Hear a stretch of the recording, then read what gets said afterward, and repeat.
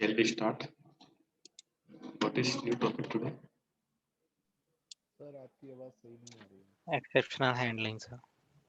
अच्छा, आवाज सही नहीं आ रही। हाँ सर। किसी का आवाज तो सही आना चाहिए।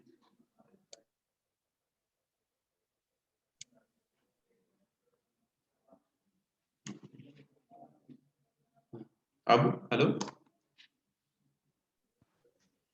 अब भी आ रही है? आ रही है सर। आ रही है, ठीक है।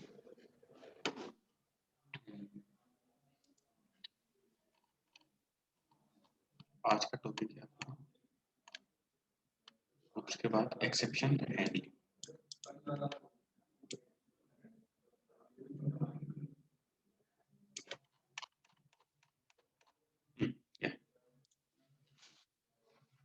एक्सेप्शन हैंडलिंग, तो एक्चुअली मीनिंग है कि एक्सेप्शन हैंडलिंग का क्यों आया है, क्यों यूज करते हैं, वो सबसे पहले समझो। एक्सेप्शन, एक्सेप्शन कोई बता सकता है क्या होता है? कोई लिटिल बिट जानता हो? सर जब भी कोई एरर आता है उसे हम इग्नोर करके दूसरे मतलब ऑल्टरनेटिव मेथड को चूज करने के लिए। अच्छा, और तरुण कुछ आइडिया?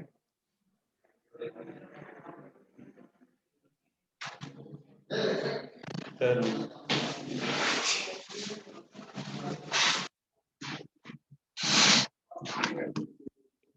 तरुण मेरी आवाज आ रही है?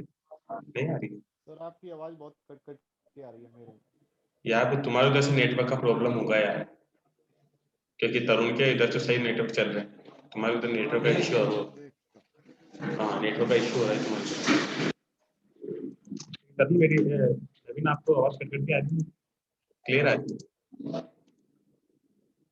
सर थोड़ा वॉइस आज कम दिख रहा है, सुनाई दे रहा है। अच्छा, कम दिख रहा है? हाँ सर। भाई देख नहीं ना, कम सुनाई दे रहा है। तुम्हारी नहीं सही दे आ रहा है रही है। सर। नवीन की सही आ रही है सर मेरे को। अच्छा, नवीन की सही आ रही है, मेरी नहीं आ रही है। आपकी सही नहीं है, बहुत तो एक स्लोली आती है। ओके, एक सेकंड रुको, फिर मैं डिस्कनेक्ट करके वापस करता हूँ इसको। इसको नहीं करना, एयरफोन हो गया डन। अरे गुड, ओ जल्दी हो गया क्लास है।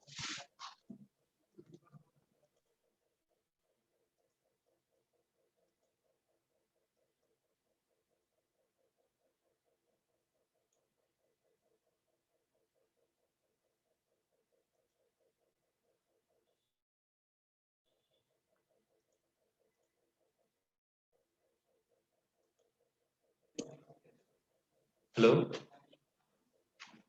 आ रही है आवाज? अब सही है सर।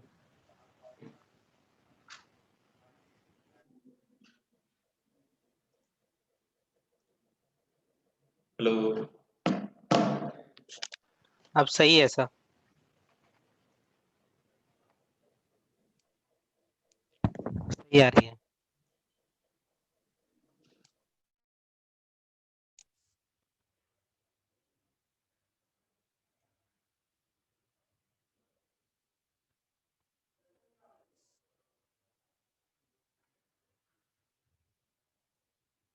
हेलो, सही आ रही है सर।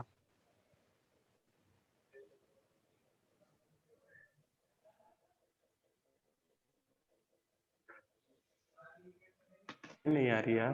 सर सही आ रही है आपकी।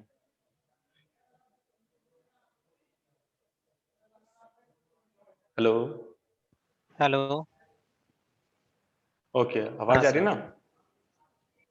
ओके। तो सबसे पहले स्वीटी, तुम्हारे तो सही है ना आवाज? उधर से आवाज सही आ रही है ना? Yes sir. ओके, ठीक है। तो बताओ स्वीटी के क्या होता है, आप ये फाइल एक्सेप्शन हैंडलिंग कुछ पढ़ा होता सर है आपने? एक्सेप्शन का मतलब होता है एरर या बग। किसी प्रोग्राम में कोई एरर है, कोई बग है, जैसे कोई वेरिएबल को डिवाइडेड बाय 0, ये एक तरह की एरर है। इसको हैंडल करते हैं अपन किसी और वे में, इसको हैंडलिंग करके अपन आगे फ्लो ऑफ प्रोग्राम को ब्रेक नहीं होवे और आगे प्रोग्राम चले, वो एक्सेप्शन हैंडलिंग होती है।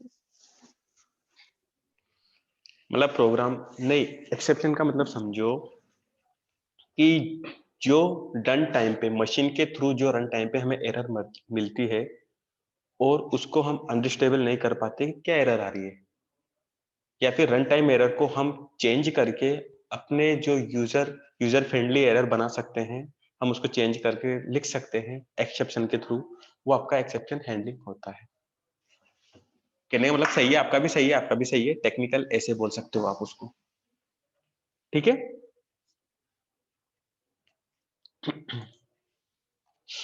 देखो एक्सेप्शन क्या होता है आपका, an exception is a run time error which, okay screen का बड़ा लोग चाहिए।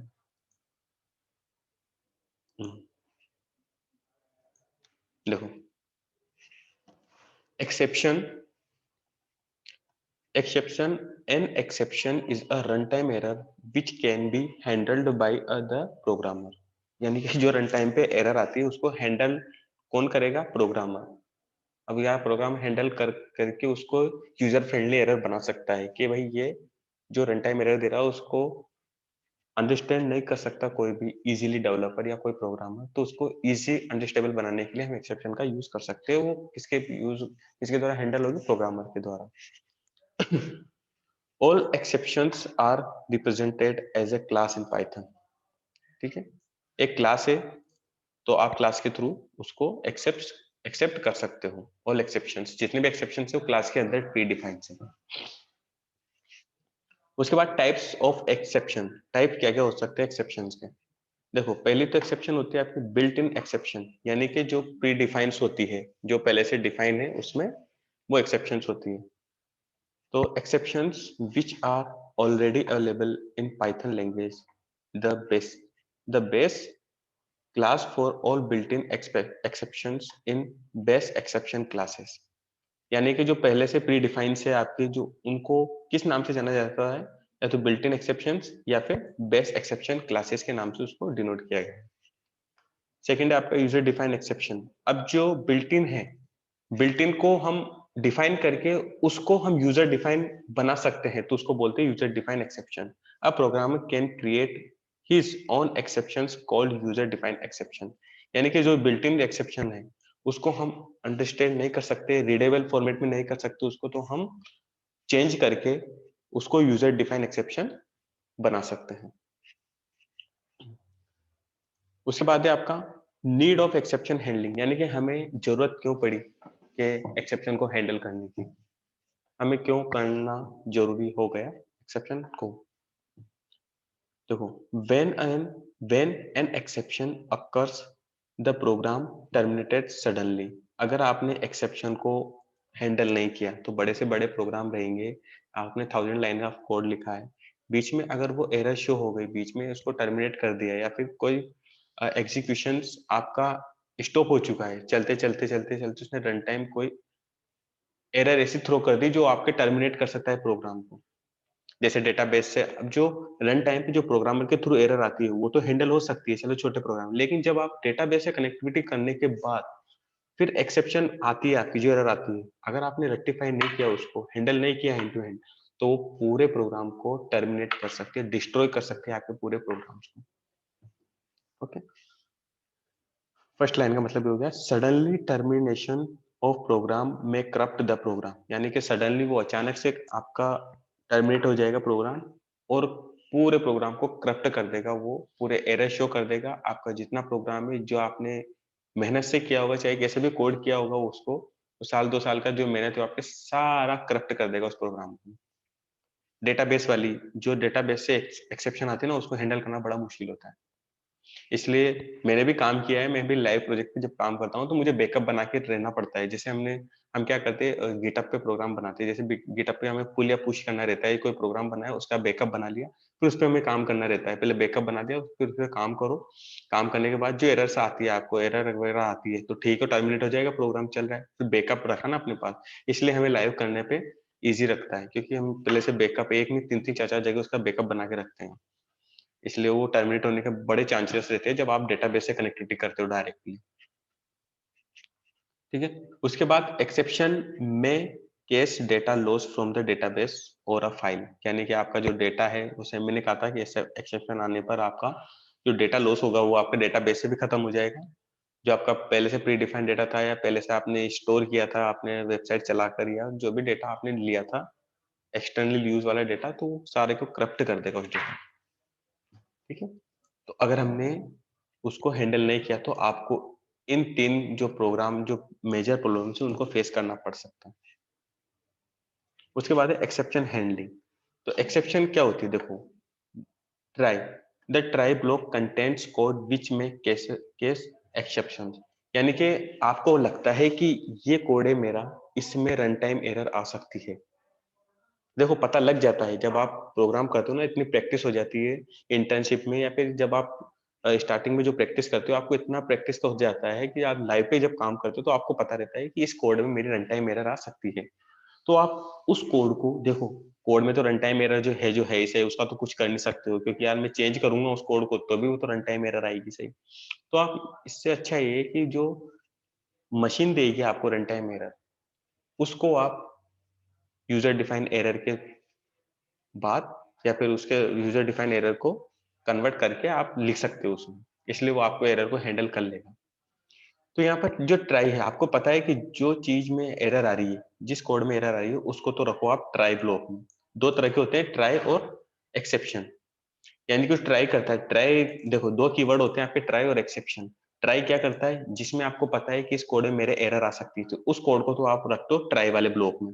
ट्राई लिखो, कोलन लगाओ और स्टेटमेंट, यानी कि जो आपका स्टेटमेंट है कि इसमें आपको लगता है कि इसमें वो आपकी एरर आ सकती है, तो आप उसको ट्राई के अंदर उसको रख सकते हो।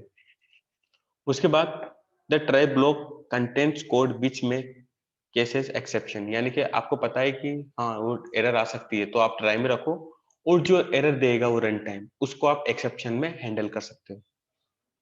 देखो एक्सेप्ट क्या करेगा, देखो द except block is used to catch an exception that is raised in the try block. There can be multiple except block for try block. यानी कि हम क्या करेंगे, जो मैंने वही बोला, मैं कहा जो ट्राई में हम जो चीज लिखेंगे वो वाली कौन सा कोड रहेगा जिसमें हमें एरर आने के 100% चांसेस है, उसको हम रखेंगे ट्राई ब्लॉक में। और एक्सेप्शन क्या करेगा, एक्सेप्ट ब्लॉक क्या करेगा, जो आप एरर आ रही है उसको एरर को उठाओ, उस एरर को और उस जगह रख दो एक्सेप्ट के साथ, और उसको किससे चेंज कर दो, आपकी यूजर डिफाइन एक्सेप्शन या यूजर डिफाइन एरर के साथ उसको लिंक कर दो। यानी कि जो एरर तो वो आ गए, जैसे ट्राई इफ के साथ में लिख सकते हैं हम, जैसे इफ लिखा हमने स्टेटमेंट लिखा, अगर ये हो तो ठीक वरना ये हो जाएगा, एल्स हो जाएगा। तो इसमें भी अगर वो एरर आई तो ठीक, वरना अगर एरर आ गई तो इसको क्या कर देगा, रिप्लेस करके आपकी यूजर डिफाइन एरर को शो कर देगा। सिंटेक्स आपका एक्सेप्ट एक्सेप्शन नेम, देखो एक्सेप्ट लिखा आपने, उसके बाद एक्सेप्शन नेम, जो आपकी एरर आ रही है उस एरर का नाम लिख दो, कोलन लगाओ और स्टेटमेंट लिख दो, आप जो चाहते हो प्रिंट लगा के जो आप एरर चाहते हो वो लिख सकते हो। ठीक है, इतना समझ में आया? अभी एग्जांपल देखेंगे उसके बाद। इतना समझ में आया क्या होती है एक्सेप्शन, कहाँ यूज कर सकते हैं और यूज नहीं करेंगे तो क्या हो सकता है? इतना समझ में आया सभी को? Yes sir. हाँ sir. Yes sir. Okay okay. देखो उसके बाद आता है फिर आपका, अगर हम लेते हैं एक सिंपल सा प्रोग्राम लेते हैं।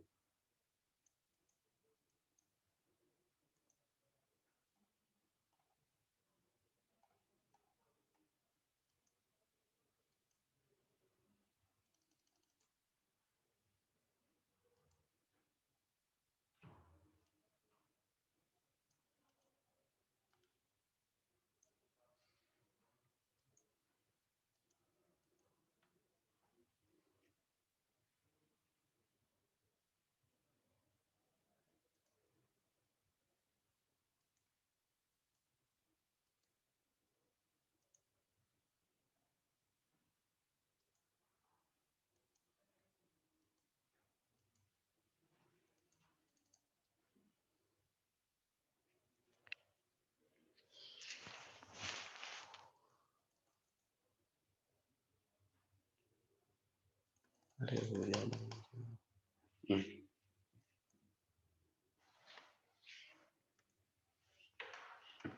जैसे हमने एक सिंपल सा कोड लिखा, पहले लिखता हूं मैं इससे।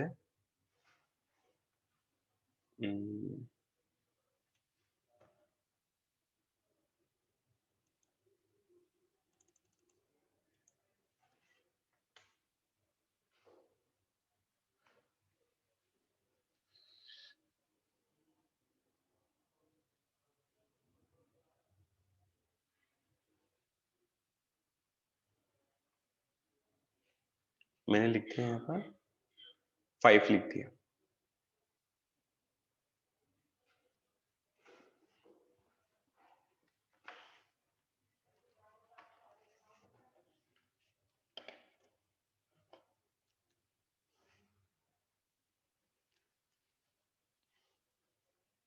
बस तो कुछ ज्यादा ही कर रहा है।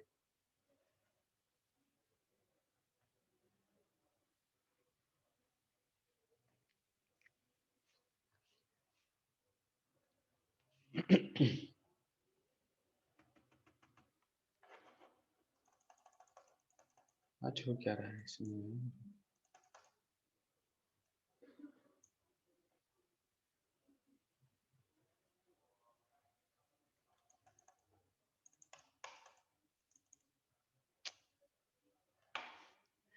सारा तो चल नहीं रहा है। अभी चल रहा था अच्छा भला, पता नहीं क्या हो गया। अब चल गया। देखो अब मैं इस वाले को करता हूँ रन।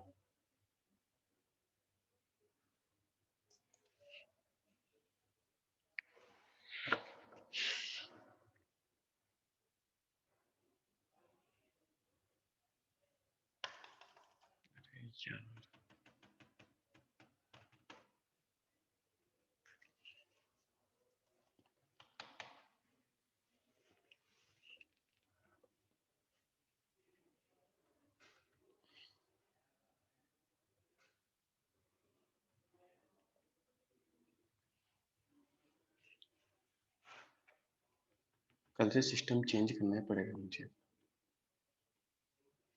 देखो ये तो आज तो चल ही नहीं रहा, अटक ही गया है तो यहीं पर ही।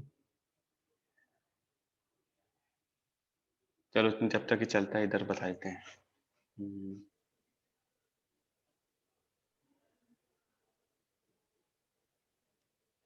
सर टास्क बार में चेक कर लो किसकी प्रोसेस ज्यादा चल रही है। क्या? टास्क बार में चेक करो। अरे टास्क बार में भी क्या हो, तो सब बंद पड़े हैं, फिर भी वो तो सारा यही बताएगा रो रहा है। अरे जब से मैं लिया हूँ उसको, मैंने विंडो चेंज नहीं की अभी तक, और भर के रख रखा मैंने इसको। चलो अपन तो यहाँ कर लेते हैं ये।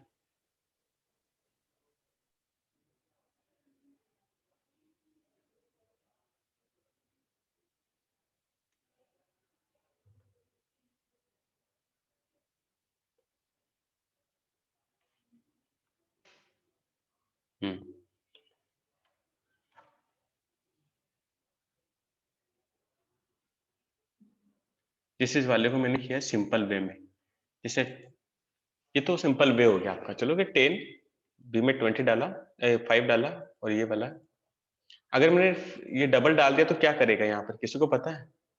डबल डाल दिया तो मैंने, किसी को आइडिया है? सर वो जो पॉइंट में आते हैं उसे एक मतलब यूनिफॉर्म वे में कर देगा। ओके, ये राउंड फिगर में ला देगा, यानी कि जो भी आपके राउंड फिगर। आपके पॉइंट वाली वैल्यू है, डेसिमल वाली वैल्यू, उसको वो रिमूव कर देगा। जैसे मैंने रन किया तो अभी 2 ला देगा मुझे यहाँ पर। ठीक है, 2 वैल्यू दे दी इसने मुझे। खैर होता है, ये तो इसको बोलते हैं फ्लोर डिवीजन। ठीक है, देखो ये तो नॉर्मल वे था तो हमने इसको प्रिंट कर दिया। अगर मैं यहाँ पर मैंने जीरो कर दिया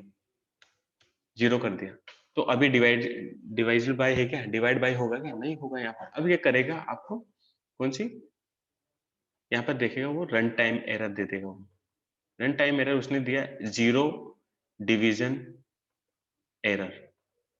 अब ये एरर दी उसने। अब ये एरर अगर बड़े प्रोग्राम में हो, या फिर ये डेटाबेस से कनेक्टिविटी हो, ये कोड, और आपका अच्छे से काम चल रहा है, अच्छे से प्रोजेक्ट चल रहा है, आपने ये एरर दे दी बीच में, तो ये आपके पूरे प्रोग्राम को टर्मिनेट कर देगा, डिस्ट्रॉय कर देगा, आपके सारे कोड को खत्म कर देगा, या तो उड़ा ही देगा सारे कोड को, या फिर उसमें ऐसी एरर आ जाएगी, बीच बीच में ऐसी एरर आ जाएगी ताकि आपको उसका सॉल्यूशन ही नहीं मिलेगा कि इसको मुझे कहाँ से हटाना है उस एरर को। तो इसको हैंडल करने के लिए हम यूज करते हैं किसका? With exception handling. यानी कि ये तो विदाउट एक्सेप्शन हैंडलिंग का था जो हमें एरर दे रहा था। अब विद एक्सेप्शन हैंडलिंग का हम कैसे यूज करेंगे?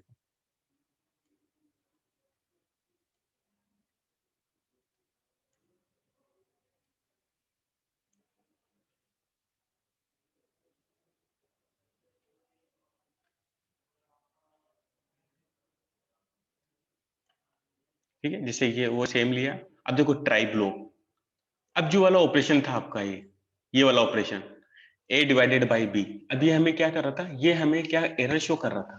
तो मैंने कहा था जो आपको लगे, जो ब्लॉक आपको लगे एरर शो करे उसको डाल दो आप ट्राई ब्लॉक में।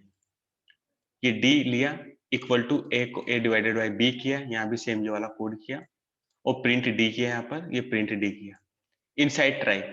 देखो ये मैंने प्रिंट किया इनसाइड ट्राई, यानी कि आपको बड़ा कोड हो तो फिर ये कोड देखो जहां जहां मैंने कोड लिखा है तो ध्यान रखना कि ये लाइन लिखी क्यों गई है। ये लाइन इसलिए लिखी गई है क्योंकि अगर मैं ये कोड किसी को हैंड ओवर करूंगा, जैसे अगर 1000 लाइन ऑफ कोड में आपका ये कोड आपने कहीं लिखा हुआ कोड ये वाला, तो आपको दिखाना पड़ेगा उसको कि जो ये एरर आ रही है आपकी, ये वाली एरर आ रही है वो कैसे आ रही है, किस कोड से आ रही है। तो ये लिखने से सामने वाला वो डिबगिंग कर लेगा इजीली, वो प्रोग्राम इजीली अंडरस्टैंड कर लेगा कि इनसाइड ट्राई, यानी कि इसने ये कोड ट्राई और एक्सेप्शन के अंदर लिख रखा है उसने कोड, तो इजीली समझ सकता है उसको। इसलिए हर जगह ऐसी लाइन देना, ऐसी जगह प्रिंट करना कि ताकि वो इजी टू यूज हो सके। देखो कोडर वो नहीं आता, मैंने पहले भी कहा था, कोडर और प्रोग्रामर वो नहीं होता जो खुद कोड लिखे और खुद ही समझ सके, बस वो नहीं होता। वो होता है जिसका कोड खुद तो समझे, मशीन भी समझे और साथ का साथ दूसरा प्रोग्रामर भी इजीली समझ जाए, उसको बोलते हैं बेस्ट कोडर, उसको बोलते हैं बेस्ट कोडर। ठीक, इसलिए अपने कोड को इतना क्लीन लिखो, इतना रीयूजेबल कोड लिखो और इतना वो डीबग फ्री कोड को लिखो ताकि वो इजीली कोई भी अंडरस्टैंड कर सके। वरना देखो कोडिंग तो वही है, मैंने कहा था कोडिंग कोई भी कर सकता है, मैथ्स कोई भी सीख सकता है और रीजनिंग कोई भी सीख सकता है। रीजनिंग में बस यही है कि आप टाइम टेकिंग का कितना यूज कर रहे हो, उसमें टाइम टेकिंग रीजनिंग, जैसे वहां पर आप एग्जाम देने जाते हो तो टाइम का है तो खेल है, वरना रीजनिंग कौन किसको नहीं आती है, कोई 2 घंटे में करेगा तो कोई 10 मिनट में कर लेगा, लेकिन करेगा तो सही ना। तो बस वही वे यहाँ पर है। कोडिंग सीखना बड़ी बात नहीं, सीख सकते हो कोडिंग में, लेकिन वे लेके चलना है उसको, स्टैंडर्डाइज करना है आपको कोड। उसके बाद ही देखो जैसे मैंने इस वाले कोड को लिया, मैंने जो वेरिएबल डिफाइन किया तो पहले ऊपर ले लिया और जो ट्राई ब्लॉक में जो मुझे लिखना था वो मैंने अंदर लिख दिया उसको, क्योंकि मुझे पता है कि ये कोड मेरा एरर शो या एरर थ्रो कर सकता है, तो उसको मैंने कहा लिख लिया ट्राई ब्लॉक में। उसके बाद है एक्सेप्ट, एक्सेप्ट यानी एक्सेप्शन, एक्सेप्ट यानी एक्सेप्शन कर लिया, एक्सेप्ट आपका कीवर्ड है जो एक्सेप्शन को हैंडल करता है। ठीक है, एक्सेप्ट लिया और जो एरर यहाँ पे शो हो रही थी देखो 0 डिवीजन बाय एरर, अब इस एरर को मैंने कॉपी किया और यहाँ पे लिख दिया। इस एरर को मुझे हैंडल करना है, प्रोग्रामर के थ्रू हैंडल किए एरर, मैंने यहाँ पे नाम लिख दिया उसका। और print division bye 0 not allowed, ये मैंने क्या कर दिया, इसको हैंड ओवर करके इस वाले को रिप्लेस कर दिया, यानी मैंने इसको इस एरर को हैंडल करके इस वाले से रिप्लेस कर दिया। अभी क्या करेगा, अभी मुझे ये वाली एरर नहीं देगा, अब देगा ये वाली एरर जिससे आपको हैंडल कर ले एक्सेप्ट ने। अब ये 1000 लाइन में हो चाहे 2000 लाइन में हो, ये कभी भी आपके कोड को टर्मिनेट नहीं होने देगा, ये और ना डिस्ट्रॉय होने देगा आपके पूरे कोड को। जैसे मैंने रन किया इसको, देखो डिवीजन बाय 0 नॉट अलाउड। अगर आपने यहाँ पर कोड अगर आपका चल रहा है स्मूथली चल रहा है, यहाँ 2 लिखा तो स्मूथली आपका ना ट्राई के अंदर जाएगा ना एक्सेप्ट के अंदर जाएगा, वो स्मूथली आपका रन कर देगा आपके प्रोग्राम को। देखो 5 इनसाइड ट्राई, आपका ट्राई कॉल हुआ है क्योंकि आपका ब्लॉक ट्राई ना ट्राई के अंदर कॉल हुआ है। ऐसा नहीं कि हम ट्राई जरूरी आए जब हम कि भाई जब हमारी एरर आए तभी शो करे, आपका ट्राई आप ट्राई से भी कर सकते हो, जरूरी नहीं आप एक्सेप्ट लगाओ। अगर आपको पता है ट्राई के अंदर कोड चल सकता है तो ट्राई के अंदर लिखो, चाहे आपको पता हो चाहे ना हो, एरर आए चाहे ना आए, आप ट्राई के अंदर लिख सकते हो अपने कोड। ठीक है, समझ में आया आपको ये एरर वाला एक्सेप्शन वाला ये वाला? सर ठीक है। सर अगर इसे यूजर डिफाइन करेंगे तो हाँ, एरर आने के चांस है ना?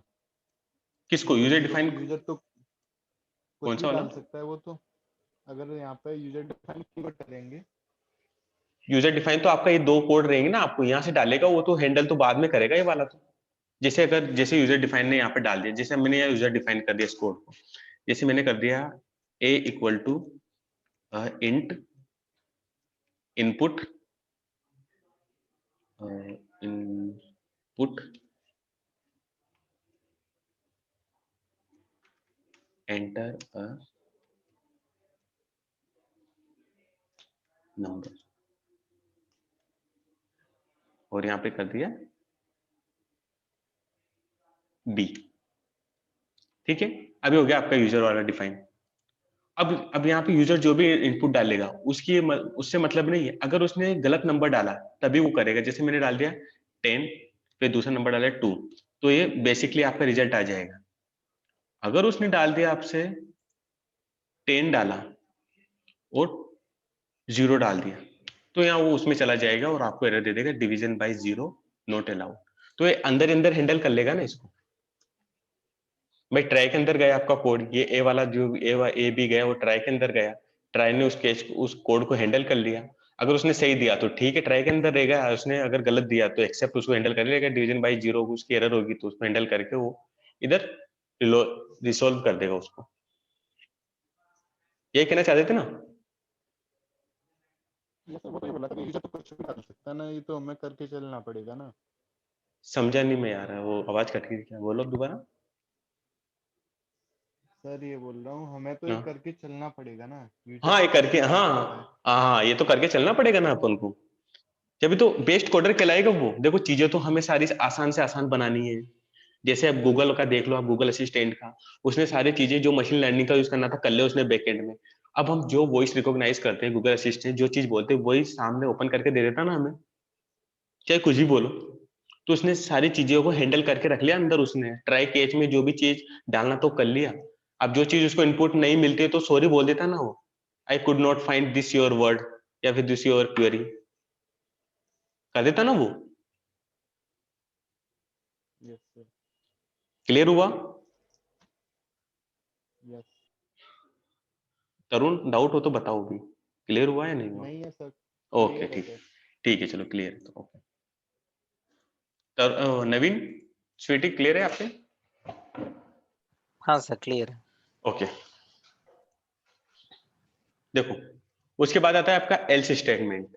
else this block will get executed when no exception is raised, else block is executed after try block। देखो इसका मतलब ये है, अब आप बोल रहे थे ना, आपका और डाउट क्लियर हो जाएगा तरुण, यहाँ पर और क्लियर हो जाएगा कि जैसे अगर आप चाहते हो कि कोई वैल्यू एरर दी आपने, देखो ट्राई के साथ ट्राई एक्सेप्ट और एल्स ब्लॉक साथ में एग्जीक्यूट कर सकते हो, आप तीनों ब्लॉक को एक साथ एग्जीक्यूट कर सकते हो। एल्स का मतलब ये है कि अगर देखो एल्स क्या आता है, डिफॉल्ट पार्ट रहता है आपका इफ एल्स में।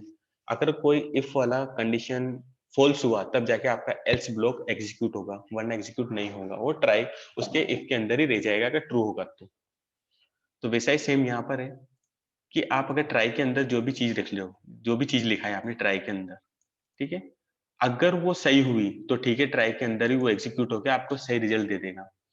उससे रिलेटेड हुई तो वो एक्सेप्ट ब्लॉक को कॉल करेगा, ठीक है, उससे रिलेटेड नहीं हुई तो एक्सेप्ट को ब्लॉक करेगा।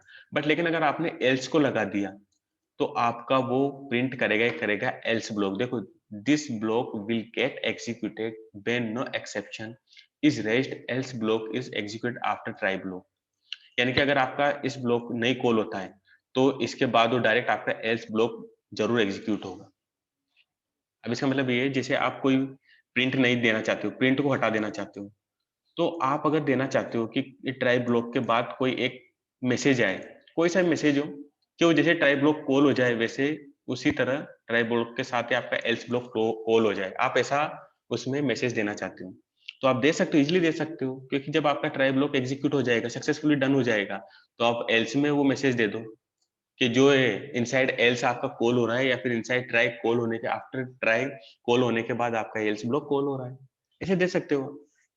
तो एल्स इज अ कंपलसरी नहीं है, ये ऑप्शनल है, ठीक है। जैसे मैंने एल्स को कॉल किया, इस वाले एल्स को उठाया मैंने और मैंने यहाँ लिख दिया एक्सेप्शन के, एक्सेप्ट के बाद, यानी कि एक्सेप्ट से बाहर और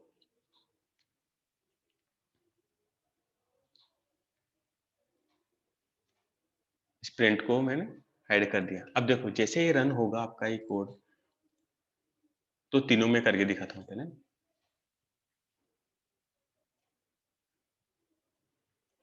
जैसे नंबर डाला मैंने 10 डाला, 2 डाला, तो देखो दोनों में जब आपका ट्राई ब्लॉक कॉल हुआ, आपका ये ट्राई वाला एग्जीक्यूट हुआ, उसके बाद ये एरर, तो ये वाला एग्जीक्यूट हुआ नहीं आपका क्योंकि एरर तो दी नहीं, सक्सेसफुली रन हो गया, तो एल्स वाला कॉल जरूर होगा हमेशा।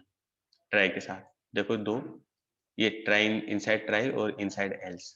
आपका एल्स पार्ट जो हमेशा कॉल होगा, डिफॉल्ट है वो तो कॉल होगा ही होगा। और जब आपका जब एक्सेप्ट कॉल हो जाएगा, यानी कि रन टाइम एरर कोई कॉल हो जाती है 10 डिवाइडेड बाई 0, तो देखो डिवीजन बाई 0 नॉट अलाउड, तो वो एल्स ब्लॉक को कॉल नहीं करेगा, एल्स ब्लॉक कॉल नहीं करेगा उसके साथ, वो किसके साथ चला जाएगा, ओनली एक्सेप्ट के साथ चला जाएगा। ठीक है, एल्स ब्लॉक क्लियर हुआ आपके? एल्स कैसे एग्जीक्यूट होता है, क्योंकि जब अगर ट्राई चला तो आपका एल्स एग्जीक्यूट होगा, और अगर ट्राई भी चला और एक्सेप्ट भी चला तो आपका एल्स पार्ट नहीं एग्जीक्यूट नहीं होगा। ठीक है, यस सर। ओके। देखो सेम वही है। देखो उसके बाद है फिर आपका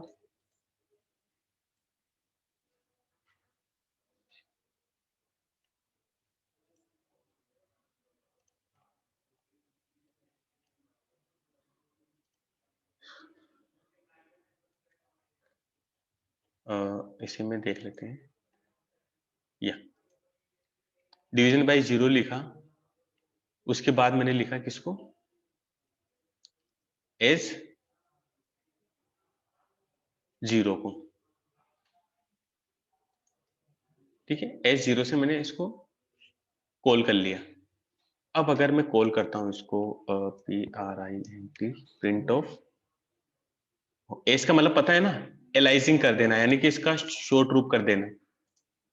ठीक है, इसको मैं जेड कर देता हूँ, चलो जेड से डिनोट हो जाएगा, जेड कर दिया मैंने इसको, और यहाँ जेड लिख दिया। ठीक है, अब देखो क्या एरर आती है इसमें,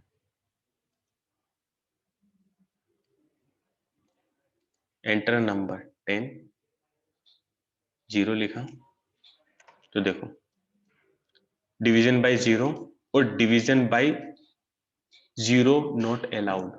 देखो जो एरर थी वहां एक साथ दे रहा था, यहाँ पे टुकड़ों में दे रहा है डिवीजन। देखो डिवीजन बाय 0, ये वाला सबसे पहले ये होगा डिवीजन बाय 0, ये एक एरर है। एरर को मैंने क्या किया, एस एलाइज करके इसका शॉर्ट रूप कर बना लिया, शॉर्ट रूप को डायरेक्ट जेड कॉल किया, तो उसने क्या एरर दी मुझे, डिवीजन बाय 0। इसको टुकड़ों में तोड़ दिया उसने, इस वाले को टुकड़े में तोड़ के उसने मुझे डायरेक्ट ये एरर दे दी। और जो आपका जो आपने चेंज किया था डिवीजन बाय 0 नॉट अलाउड, वो एजिटिंग इसमें प्रिंट हो गया। ठीक है, इसका मतलब बस इतना कहने का मेरा मतलब है कि जो हमने एरर दी थी डिवीजन बाय 0, उसको एलाइसिंग करके मैंने शॉर्ट नाम दे दिया, शॉर्ट नाम को मैंने कॉल कराया, तो उसने ये वाली एरर दे दी मुझे, डिवीजन बाय 0। बस इतना ही था उसमें, कि अगर आपको बड़ी एरर आ रही है तो आप कहीं भी इसको कॉल करवा सकते हो। ठीक है,